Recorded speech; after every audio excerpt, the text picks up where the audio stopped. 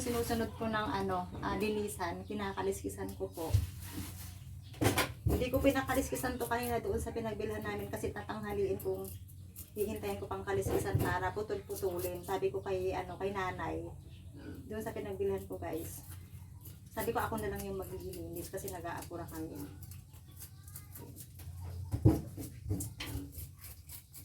Sabi ni Kisiya guys, namangha siya sa kabuti. Ang laki daw. Ayan may anak pa anak oh. Ito. Isang anak. Ayan oh. Yan. Siyang Ay bakit natuwa siya. Sabi ko, hindi niya pa kasi nakikita guys kung paano yung pagtubo ng guys. Yung kung paano pagkuha ng kabuti. Ayan oh. Ang laki. At baka mapersay anak. So ayan na nga guys. Nakaliskisan ko na po ito. Ito igagat-gayatin ko na po.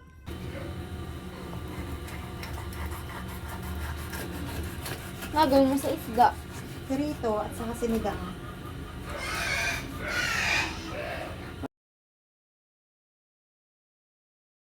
Guys, yung ating tilapia, yung guys, yung katawan, ipipirito po natin, tapos yung ulo, iiwan natin, isisigang ko po yan.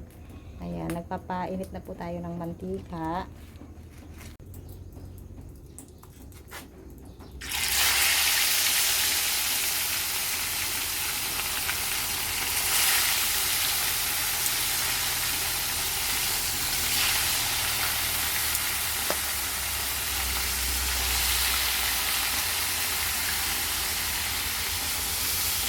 Kami guys ako pala guys ang nagpapakain na ng mga mangyan. Ayan na sila oh. Yan, umagahan. Kakapin natin pati sila umagahan. Ayan guys, super busy. Pero kaya lang, charot. Ayan guys, hindi tayo pwedeng guys, yung pahina-hina ba. Kaya ako guys, ang pampalakas ay gulay ba talaga? Gulay is life. Yung mga mangyan guys, ay sila yung magbibilad namin. Niladlad na nila yung yung mga yung naani dito sa likod. Ito naani. Ang naani daw ng papa dyan sa likod ay 9 kaban and a half ata, parang ganon. Tapos yung sa ani, hindi pa namin alam guys. At least may pagbigas, diba? Yan o. So yun. Dito guys, maglilinis ako, hugasan ko yung mga dapat kong hugasan. Ayan, alam nyo na guys, pagka si Papa lang ang rila dito, talagang hindi niya nakaya. Ako na guys yung maglilinis dito. Tapos magwawalis-walis tayo mamaya dito para tanggal ba yung mga dumi-dumi din. Ayan. Hello people! Ito pala guys yung gugulayin ko mamaya yung kabuti, tapos yung mga dahon-dahon, may kamote, tapos ito ang palaya, okra. Ito naman guys sa pansigang ko ito. Ayan. Separate ito. Guys, ay kukuha ng kalamyas. Kalamyas. Ayan oh.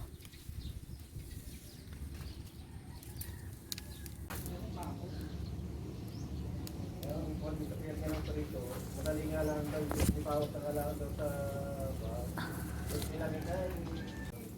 Diyan tayo papay, parehas mo nagtakal.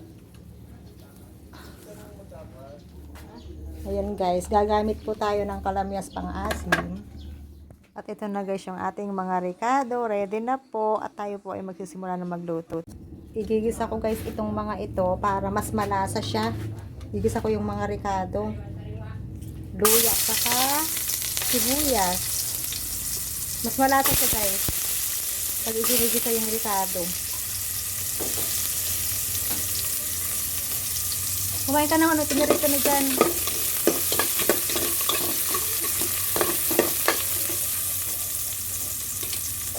Susunod natin yung kamatis.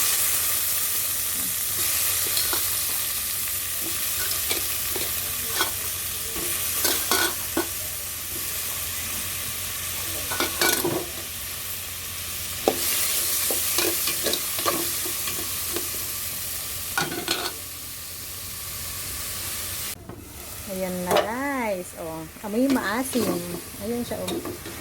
Gisa nyo. Try nyo din guys gawin. Gisa nyo yung mga ricado muna. Ayan, oh. Tapos, lagyan na natin ng tubig. Ayan. Pakuluan natin ngayon guys. Tapos timpla nyo. Depende sa gusto nyong timpla. Papakuluan natin yan. Guys, pinapakuluan ko yun. Ako po ay nagpapainit na din po ng mantika. Ayan. Magluluto tayo ng merienda, kamote po. Ayan o, kamote. Anong tawag doon? Kamote Q. Yan.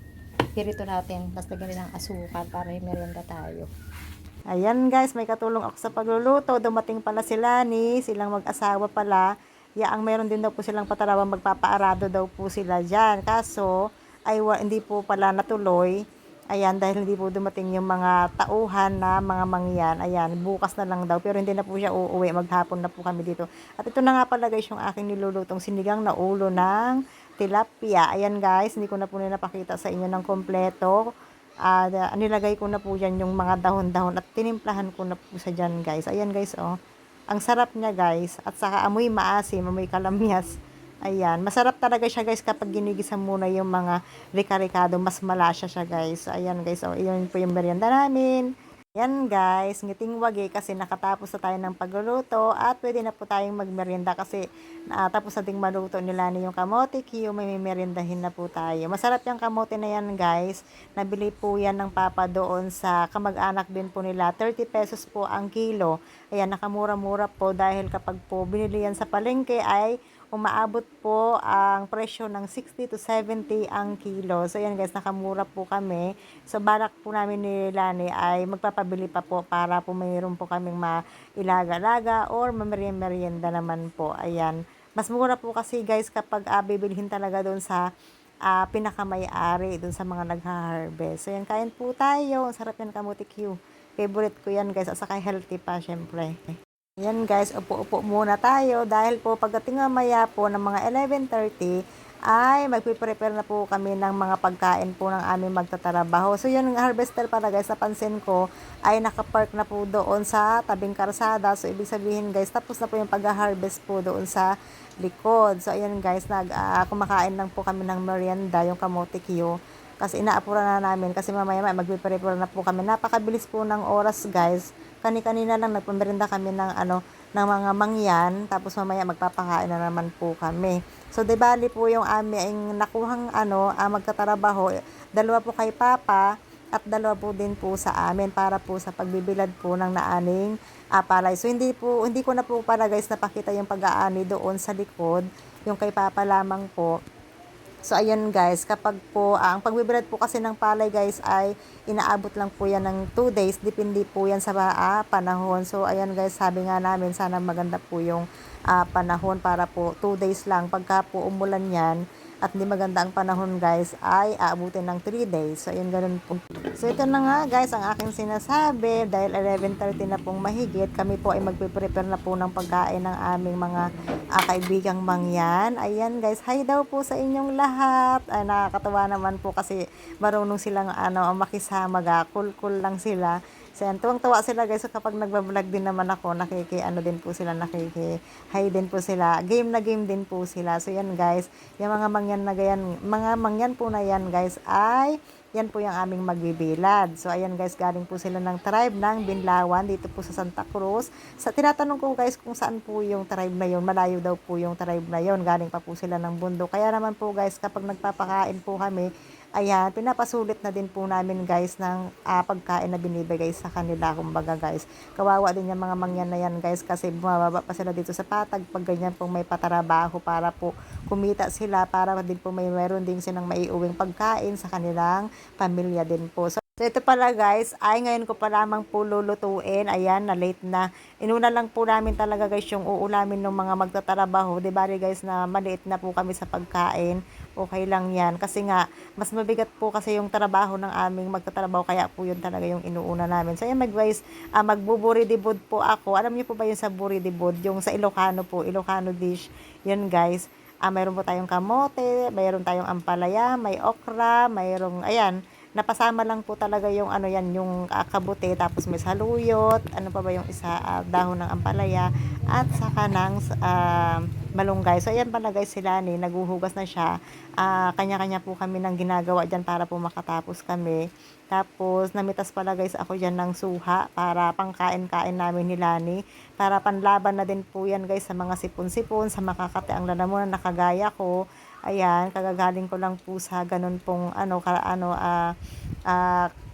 karamdaman, charot, karamdaman talaga. So yan guys, kasi nga paiba-iba po ang panahon Niluluto ngayon. nating bulang lang. Ayan buridibod.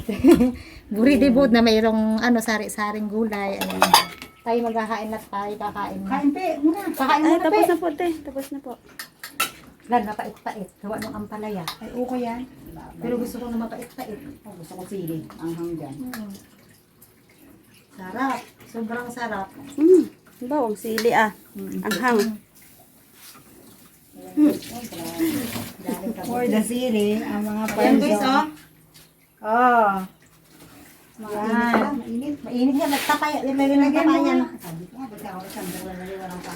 Init. Mababagsak ko. Oo, hawakan mo na yan. Sobrang init.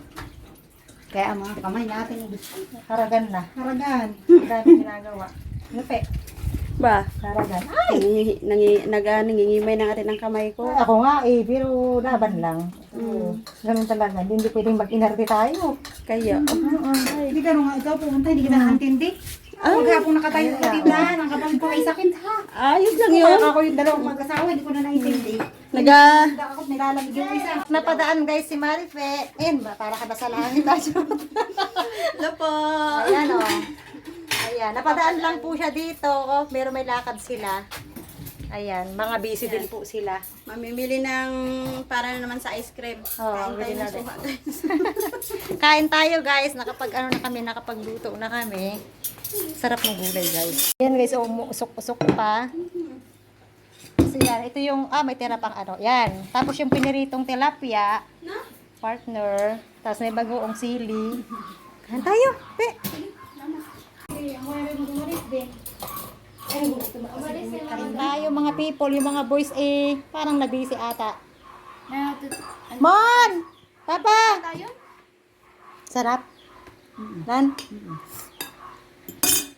Na nga guys, sa aking pagtatawag, wala pala talaga akong tinatawag dahil si Mr. at saka si Papa ay nandun na pala guys sa binibilad na palay. Hindi lang po natin mapuntahan dahil sobrang busy talaga guys. Wala din po akong mautusan para po mag-vlog para doon. So yan guys, kasi po napansin ko din na sa labas ay parang makulimlim na po pala talaga. So ayan, sigurado guys nandoon si Mr. at saka si Papa sa kanilang pinapabilad po. So yan guys, kain po muna kami. Ayan, after po nito, didiretso po ako guys sa tindahan namin para po magbantay-bantay naman po doon. Kasi nga wala si Mr. doon, wala pong magtatao pag may bumibili. Kapag po wala po dyan si Mr. at may bumibili at may magpapagawa, sila na din po yung gumagawa niyan guys. Kapag wala si Mr. May mga tools naman po na pwede nilang gamitin. So yung mga mangyan guys, sanay na din po na gayon na sila po yung gumagawa ng kanilang mga motor. So ayan guys, ang sarap pala guys ng ng aming nilutong gulay. Gulay is life, ika nga. So yun guys, pampalakas namin yan Ilani, like kung sinasabi. So busy guys. Biglaan na ng paglilikom ng mga binilad kasi nandiyan na yung ulan Uulan na siya.